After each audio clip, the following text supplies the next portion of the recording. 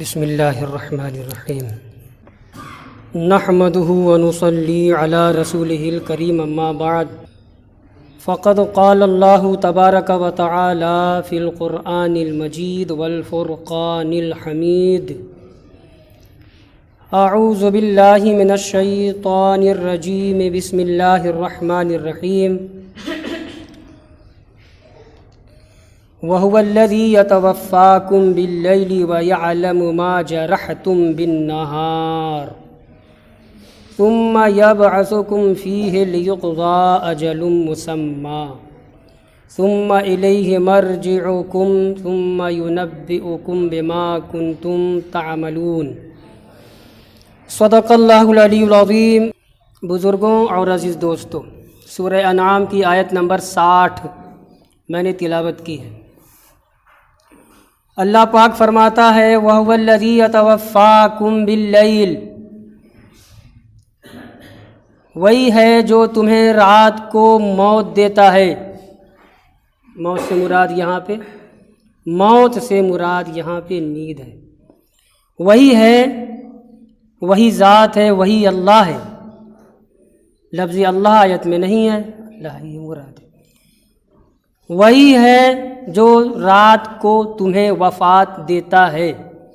وَيَعْلَمُ مَا جَرَحْتُمْ بِالنَّهَارِ، اور جانتا ہے دن میں جو کچھ تم کرتے ہو۔ ثُمَّ يَبْعَثُكُمْ فِيهِ، پھر وہی تمہیں دن میں اٹھاتا ہے، بیدار کرتا ہے نیند سے۔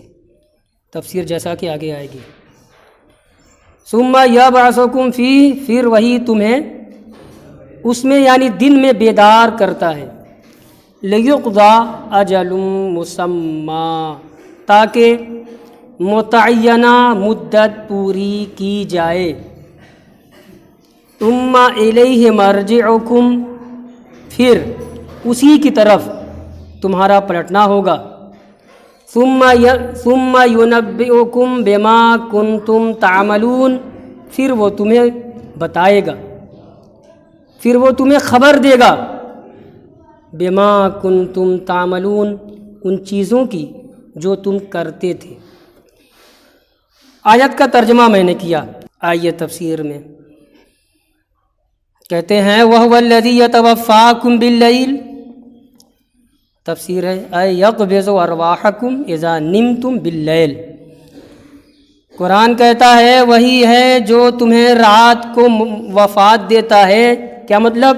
یقبض ارواحکم، تمہاری روحیں قبض کر لیتا ہے۔ اذا نمتم باللیل، جب تم رات میں سوتے ہو۔ انسان جب رات کو سوتا ہے سارے حواس اپنا کام کرنا بند کر دیتے ہیں، صرف ایک چیز باقی رہ جاتی ہے انسان کے اندر، وہ اس کی سانس ہے۔ یہی سانس آتی جاتی رہتی ہے، دماغ کام نہیں کرے گا۔ آنکھ مان لیجیے اگر کمزوری سے، بیماری سے کسی سوتے ہوئے انسان کی آنکھ کھلی ہے، ہوتی رہتی، آپ نے کبھی دیکھا ہوگا آدھی آنکھ کھلی رہتی ہے، وہ کمزوری ہوتی، بیماری ہوتی ہے۔ آنکھ اپنا کام بند کر دے گی نیند کی حالت میں۔ ناک سے سونگنے کا کام انسان لیتا، اللہ نے ناک پیدا کی ہے سونگنے کے لیے، جس کو کہتے ہیں قوت شامہ، اپنا کام بند کر دے گی۔ یہ جو سوراخ نظر آتے ہیں نا، یہ اس کو کہتے ہیں قوت سامعہ، سننے والی طاقت، یہ اپنا کام بند کر دے گی۔ ساری چیزیں ہیں، ہاتھ پیر میں جو بیداری کی حالت میں ہاتھ سے پکڑنا، کوئی چیز لینا، پیر سے چلنا، سارے اعضاء اپنا اپنا کام چھوڑ دیتے ہیں۔ یہ اللہ کا نظام ہے۔ ایک چیز باقی رہتی ہے، وہ باقی رہنا بھی اللہ کے حکم سے ہے، سانس۔ یہی بند ہو جائے گی، پھر سو گیا تو سو گیا۔ سمجھ گئے؟ تو یہاں پہ میں نے ترجمہ میں بتلایا کہ وفات سے مراد یہاں پہ وفات بمعنی موت جو مشہور ہے وہ نہیں مراد ہے، بلکہ وفات سے مراد یہاں پہ نیند ہے۔ اسی لیے اصطلاح شریعت میں، حدیث کے اندر اور عربی زبان میں کہا جاتا ہے النوم اخت الموت، نیند یہ موت کی بہن ہے۔ عربی کا مقولہ ہے، حدیث میں بھی کہا گیا ہے کہ نیند یہ موت کی بہن ہے، تھوڑا سا نیچے ہے، موت سے وہ سانس بھی بند ہو جاتی ہے، اور نیند سے سانس تو برقرار رہتی ہے، سارے حواس ختم ہو جاتی ہیں، وہی یہاں مراد ہے۔ تو تفسیر کر رہے ہیں یقبض ارواحکم، تمہاری روحیں، مراد یہ ہے کہ تمام جو قوتیں ہوتی ہیں جسم کے اندر وہ سب اللہ قبض کر لیتا ہے، صرف سانس چھوڑتا ہے۔ کب؟ اذا نمتم باللیل، جب تم رات کو سوتے ہو۔ ہم ہلکے میں لیتے ہیں نا، چونکہ وہ نظام بنا ہے ویسا اللہ نے بنایا ہے، دن میں کام کرنا رات میں سونا، دن میں کام کرنا رات میں سونا۔ ارے کبھی غور ہم نے کیا یا سونے سے پہلے ہم نے شریعت کے مطابق سویا کہ پتہ نہیں یہ جو اب نیند ہم جس عالم میں ہم جا رہے ہیں، پتہ نہیں صبح کو ہماری نیند ہماری جو ہے آنکھ کھلے گی نہیں، سانس برقرار رہے گی کہ ہم اٹھ پائیں گے کہ نہیں اٹھ پائیں گے؟ نہیں، ہم نے خاص طریقے سے نوجوان غور کرو، شریعت کے مطابق سوو، باوضو سوو۔ اب آپ سوال کیجئے، آبجیکشن کیجئے کہ اگر کوئی شادی شدہ ہے وہ کیسے باوضو سوئے گا؟ شریعت نے کہا ہے حق زوجیت کی ادائیگی کے بعد بھی وضو کر لو، تمہارا وہ وضو تمہیں اللہ کے یہاں پاک بنا دے گا، اور خدا نہ خواستہ نیند کی حالت میں موت آ گئی تو تم اب ناپاکی والی حالت میں شمار نہیں کیے جاؤ گے۔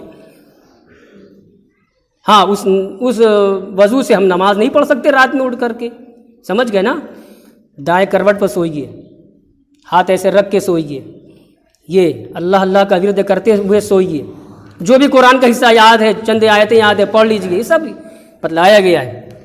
تو اس سے کیا ہوتا ہے کہ اگر خدا نخواستہ موت آ گئی اسی نیند میں، وہ موت اللہ کے یہاں اچھی موت مانی جائے گی۔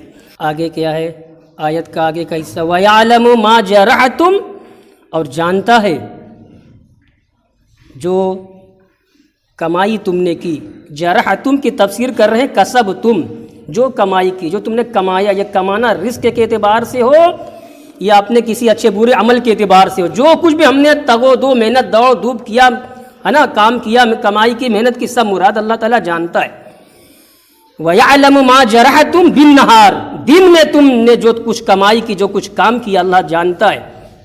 اب کہو کہ جب دن میں اللہ جانتا ہے تو رات میں نہیں جانتا ہے، اعتراض ہو رہا ہے تو رات تو بیان کر دیا قرآن نے کہ سونے کی حالت میں گزر گئی، اس میں کیا کرو گے؟ خاک کچھ کرو گے؟ تمہارے اعضاء کام ہی نہیں کر رہے ہیں۔ یہ ثُمَّ يَبْعَثُكُمْ فِيهِ، پھر اس میں یعنی دن میں اللہ تمہیں اٹھاتا ہے، کیا مطلب؟ أَيُوقِظُكُمْ فِي النَّهَارِ، دن میں تمہیں نیند سے بیدار کر دیتا ہے۔ سب نظام قدرت ہے، سب اللہ کے حکم سے ہے، سونا جاگنا اٹھنا کام کرنا سب اللہ کے حکم سے ہے۔ اللہ نے فرشتے مقرر کر دیے ہیں، ہر انسان کے ساتھ فرشتہ لگا ہوا ہے، اور ہر انسان کے ساتھ شیطان بھی لگا ہوا ہے، ہر انسان کے ساتھ شیطان بھی لگا ہے، اور ہر انسان کے ساتھ فرشتہ بھی لگا ہے۔ فرشتہ انسان کی اچھائی چاہے گا، بھلائی چاہے گا، خیریت اس کی چاہے گا کہ خیر میں رہے، بھلائی میں رہے، اور جو شیطان لگا ہوا ہے اس کو وہ جو ہے اس کی بربادی چاہے گا، ہلاکت چاہے گا۔ میں نے یہ بات کیوں کہی؟ انسان جب سوتا ہے نا تو وہ فرشتہ جو ہماری حفاظت میں ہے، ہماری حفاظت میں ہمارا شیڈو ہے، سنتری ہے، دنیا کی کوئی طاقت ہوتی ہے، بادشاہ وقت ہے، یہ امیر زمن ہے، یہ وزیر ہے، اس کے ساتھ دنیا کی پولیس اور شیڈو اس کا محافظ دستے چلتے ہیں نا۔ ایمان ایک ایسی طاقت اللہ تعالیٰ کی طرف سے ایمان والوں کے لیے فرشتے متعین ہوتے ہیں، حفاظت کرنا اس کی یہ ہوتا ہے۔ تو نیند میں ہم جاتے ہیں نا، وہ فرشتے اگر ہماری نیند اچھی ہے تب بھی رہتے ہیں، لیکن اگر حدیث پاک میں ہے کہ شادی شدہ مسلمان ہے تو حیاءً وہاں سے ہٹ جاتے ہیں۔ اسی لیے میں نے یہ بحث چھیڑ دی کہ جو حفاظہ ہیں، ہمارے سینتری ہے، ہمارے باڈی گارڈ ہیں، فرشتوں میں سے اللہ نے مقرر کر دیا ہے، وہ ہٹتے نہیں ہیں، اچھی حالت میں ہم سے لگے رہیں گے، بری حالت میں اگر ہم جائیں گے یا ایسے ہی قابل اعتراض کہ زوجین ہیں، میاں بیوی ہیں، تو وہاں سے ہٹ جائیں گے، ویسے ہٹتے نہیں ہیں۔ تو پھر اللہ تعالیٰ تمہیں اس میں یعنی دن میں اٹھاتا ہے۔ یہ سولانہ اٹھانا کیوں قرآن کہتا ہے؟ مقصد بیان کر رہا ہے لیقضا اجل مسمى، تاکہ ایک متعینہ مدت پوری کر دی جائے۔ وہ متعینہ مدت کی تفسیر کر رہے ہیں اجل الحیات الی الممات، کتنی حیات ہے، کتنی زندگانی ہے اور کب موت آئے گی، یہ پورا ٹائم، پورے لمحات، پورے اوقات متعین جو ہے پورے کر دیے جائیں۔ سونا ہوا، جاگنا ہوا، سونا، یعنی رات کا اور دن کا آنا جانا، ہماری زندگی گزرنا، یہ کب تک ہوگا؟ ممات، موت تک ہوگا۔ اور جب موت آ جائے گی، یہ آیت میں ہے کہ ایک لمحہ، ایک ثانیہ عربی میں سیکنڈ کو کہتے ہیں، سیکنڈ، ایک سیکنڈ بھی، منٹ تو دور کی بات ہوگی، بڑی چیز ہوگی، ایک سیکنڈ بھی آگے پیچھے نہیں ہو سکتی۔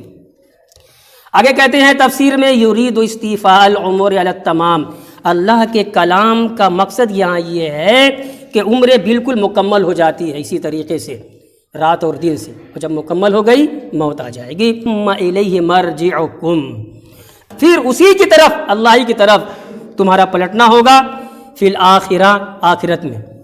ثم ینبئکم، پھر اللہ تمہیں خبر کرے گا، ینبئکم کی تفسیر کر رہے ہیں یخبرکم، اللہ تمہیں خبر دے گا، اللہ بتلائے گا۔ اب سوال یہاں پہ ہو رہا ہے اللہ کیا بتلائے گا؟ اللہ کو تو کوئی دیکھے گا بھی نہیں، ہم سب بیان کر چکے ہیں ابھی 2-4 جمعہ پہلے، ایک فلسفے کی بحث تھی، میدان محشر میں بھی کوئی اللہ کو دیکھے گا نہیں، اللہ کے مخلصین کاملین بندے دیکھیں گے، عام مسلمان بھی اللہ کو نہیں دیکھیں گے وہاں پہ۔ سنا ہے کہ نہیں آپ نے؟ سنا ہے، عام مسلمان جو کلمہ تو پڑھتے ہیں عمل سے خالی ہوتے ہیں، وہ بھی اللہ کو نہیں دیکھیں گے میدان محشر، مگر حساب کتاب ہوگا، اللہ کی مرضی سے سب ہوگا، ایک ایک پل کا حساب لیا جائے گا، ایک ایک کام کا حساب لیا جائے گا۔ تو اللہ کیسے خبر دے گا؟ اللہ کے حکم سے، اللہ کے حکم سے، اللہ کے فرشتے اللہ کے حکم سے اس انسان کے تمام اعضاء خبر کریں گے، یہ کیا، یہ کیا، یہ کیا، یہ۔ ثم ینبئکم بما کنتم تعملون، پھر اللہ بتلائے گا، تمہیں خبر دے گا کہ تم کیا کرتے تھے۔ ایک آیت مکمل ہو گئی۔ دوسری آیت